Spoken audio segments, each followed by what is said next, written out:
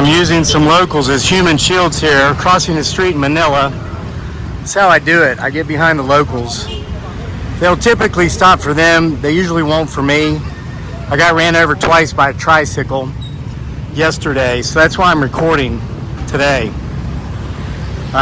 Yes, I was actually ran over on the sidewalk, because you'll see during rush hour the motorcyclists, they don't stop, they don't stay in the lanes, they go around the cars, and if the cars stop at an intersection, they will come up on the sidewalk, and then the people have to hide, they have to run to get off the sidewalk or they'll get ran over. Well, yesterday I had a tricycle coming up behind me on the sidewalk, and as you can tell by all this noise, I couldn't hear it for one thing. I'm hearing impaired. I've lost a good bit of my hearing from my military service, the war in Iraq. I have extreme tinnitus.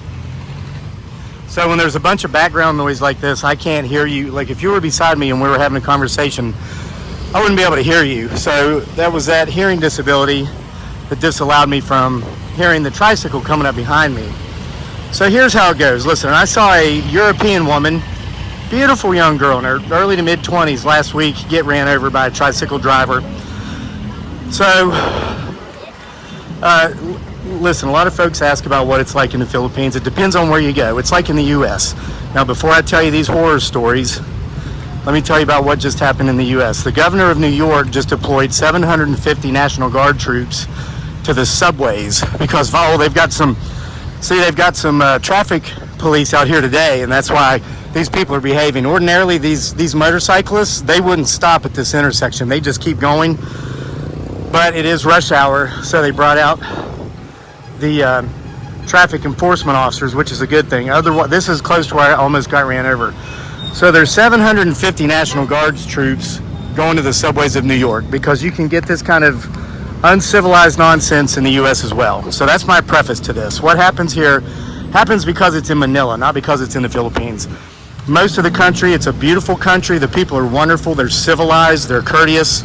But Manila is a city, just like New York City, that has its own problems. So last week, I was walking. Here's the deal. The tricycle drivers go where they want when they want. And it's the culture that if you see one coming, you get out of the way. You yield to the tricycle driver. Even if you're on the sidewalk as a pedestrian and a tricycle driver is coming down the sidewalk, you get off the sidewalk because that tricycle driver will run you over. They do not care. They do not care. And that's just how it is here. That's the culture. So you've got to get out of their way. Well, number one, I didn't hear the guy. But let me tell you about the girl I saw get ran over last week, okay? Beautiful Caucasian woman in her early to mid 20s. She was walking down the sidewalk, and there was a tricycle driver off the side of the sidewalk who was getting ready to go out onto the road, cross the road. Well, he looked back. He saw her coming. She was walking, and I know she probably thought, I'm a pedestrian. I have the right of way. It was probably her first time in the Philippines. And so she just keeps walking, and the tricycle driver didn't wait on her. He literally ran her over, and I think he might have broken her foot. Well, I mentioned she was European.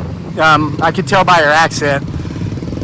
She was one of these big girls. She looked like maybe she would have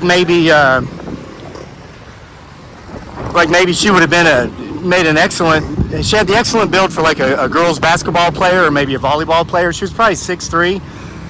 Well, this guy runs over her foot, and he starts to speed away. And she grabs a tricycle and she says, "You just ran me over." And he says, "So?" She says, "You just ran me over." He says, "So?" Well, she had a friend with her, and she told her friend, "Go back and get that cop that was just back there," right? So she did. So I was curious, so I watched. I knew how it was going to go. I knew how it was going to end. So the cop comes up, he says, "What's the problem?" She says, "This guy ran me over." And he says, "Okay, are you okay?" She says, "Look at my foot, it's starting to swell." He says, "Well, okay, maybe you should go to a doctor." She says, "Well, what about this guy that ran me over?" He was like, "What about him?" She says, "Aren't you going to give him a ticket?" And he laughed. The cop laughed. He says, "Ma'am, no, you are in the Philippines." She says, "Well, I know I'm in the Philippines, but he ran me over." So he says, "Ma'am, if you don't like it, perhaps it's better you go back to your place." And because that's the answer.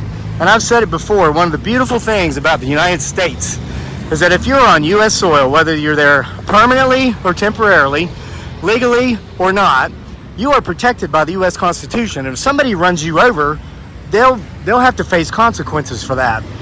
So yesterday, the guy runs me over. Is right in through here somewhere. He was trying to like totally run me off the side. Actually, it was right back there where that car is coming out of that intersection. See, look at these guys. They're all on the sidewalk. That's the sidewalk. So it's a good thing I actually turned around when I did. So he runs into me once. He's trying to bump me off the sidewalk with his tricycle so I could get out of his way. And I looked at him. I said, "Hey, I'm right here." So then he bumps me again. He bumps me again.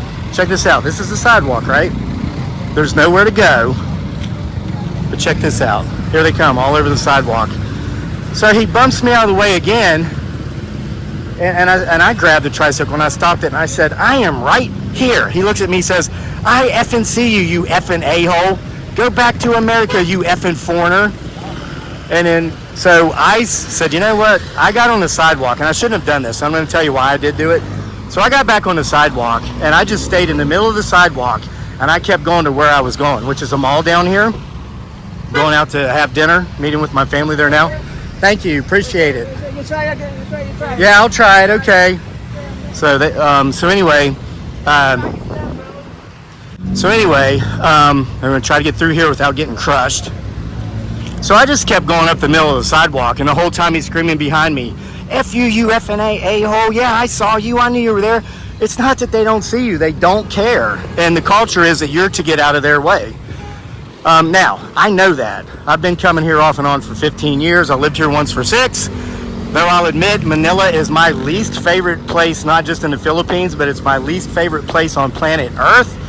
If I had to pick between living a year back in Iraq or in Manila, I'd rather go back to Iraq than come back to Manila. I mean, look at that nonsense. Okay, so anyway, I was wrong. The day before, I'd gotten an injection for a health issue I've been having caused by the pollution over here. And so I was dizzy, I was lightheaded, and I was diuretic. And I hadn't eaten. It was 2 in the afternoon, and it was 96 degrees. So I wasn't thinking right. Otherwise, I would have just gotten out of the way and not said anything. So I've arrived at the mall, and I'm going to meet my family in here for dinner. So the biggest reason why I made this video and explain the story was really I wanted to hold my cell phone up as a deterrent. Because here's the deal. They don't get in trouble here, like the guy that ran over the European lady.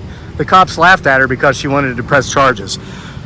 Okay, but when people record these things and then they upload it to social media, the people at the federal level get embarrassed and they find those people and stuff gets done. Social media has made the Philippines so much more safer for foreigners in the last 10 years than it was 10 years ago. People started recording this stuff. They started recording tricycle drivers running people over.